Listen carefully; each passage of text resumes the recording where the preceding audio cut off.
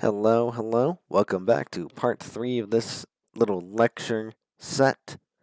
Last time we were talking about history, demonization of history, what's been happening there, what's going on, uh, and sort of why we as a society can't be judging the past by modern standards. And now we're going to sort of shift into a topic of which I think is going to be all too familiar with us, is that, to put it in layman's terms, State Department of Education sucks. That's just fact no matter where you go. For most states, at least, is that the education department of the state is just awful. We have all interacted with a state department at some point or a county department at some point. It is usually an infuriating experience that involves not much getting done and us pretty much being told to, and I quote, go away or go to this other department that you need to go to. Um, and nowhere is this more evident than the education department.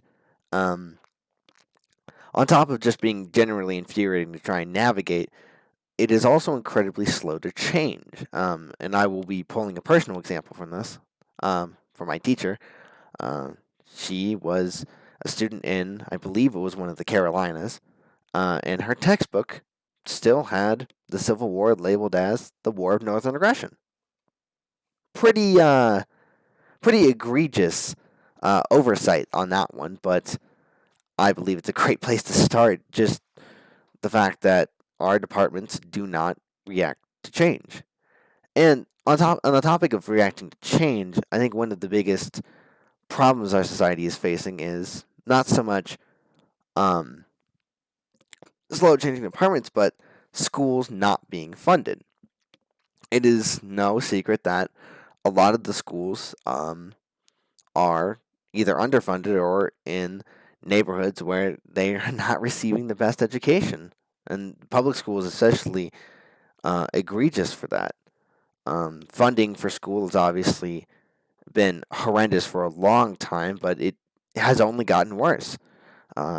Says during a report from the Obama administration, the funding gap between the rich and the poor schools grew 44%, meaning that 25% of the school districts are spending $1,500 more per student on average than the 25% of school districts. But again, what does that number mean? How does that, you know, how does that equate?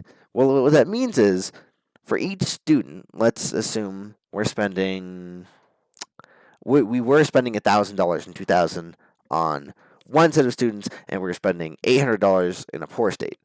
That means that by the time of 2014, 2015, the rich school districts are spending as much as like $2,500 per student, and the poor students were getting like 1,500, maybe 1,400 if they could feel like it.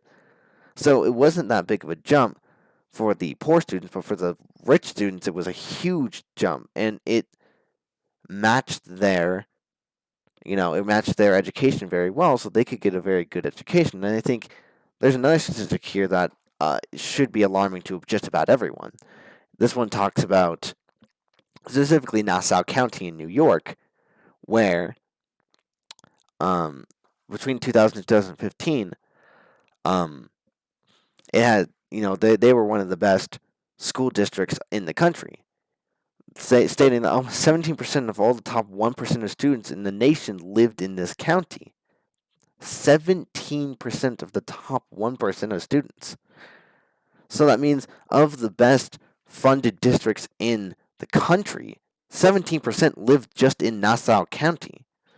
Now, that's an isolated example, but it begins to sort of, expose that a lot of school districts are just not getting funding. And there's another statistic here that I think is even more damning.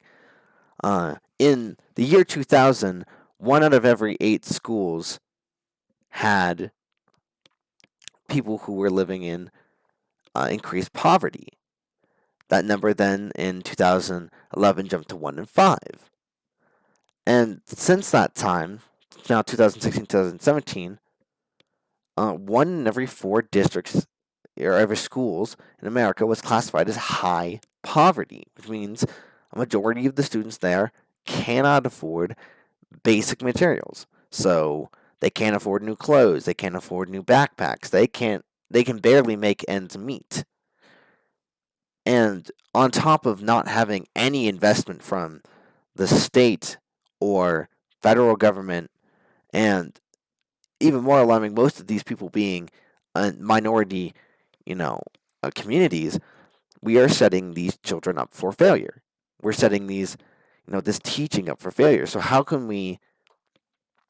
And I'm going to tie this again back to history. I feel like I haven't done that quite yet, but how can we teach these children history, let alone the other subjects, if we're not getting any funding for them? If we're not being able to effectively teach these students because they are being set up in schools that are designed to fail with antiquated, school books.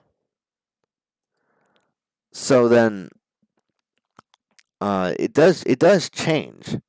Things do get better, but this one is specifically comparing California to the rest of the country, and most of us regard California as a pretty rich state, a state that pretty much, you know, conservative, liberal, doesn't matter. Regardless, generally, usually has its stuff together, but that's not the case here, because even they struggle with spending on education.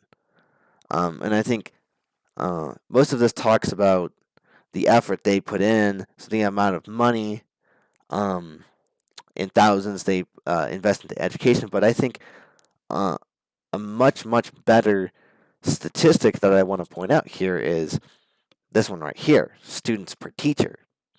In California and in our home state of Arizona, we're having as many as 24 to 23 students per teacher. So how are we supposed to teach? And again, this is compared to states where they could have as little as 10, like in Vermont, or 14, or the average, which is 15 in the United States.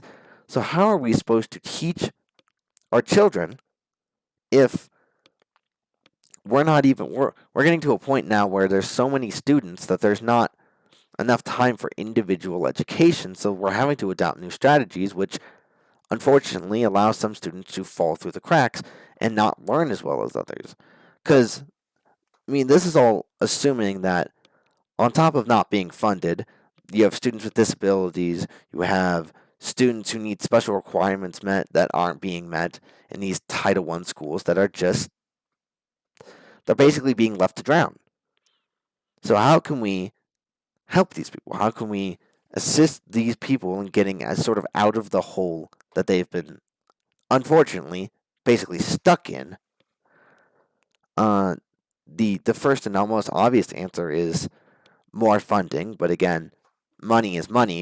You can't exactly, show up to the courthouse with pitchforks and demand that the State Department give more money to education. It's just not going to happen. So then what do? We have to come up with creative solutions. We have to use what we have, the resources we have, and we have to sort of adapt lessons to fit around that. And again, a lot of educators are already doing that, and to some, quite frankly, impressive degrees.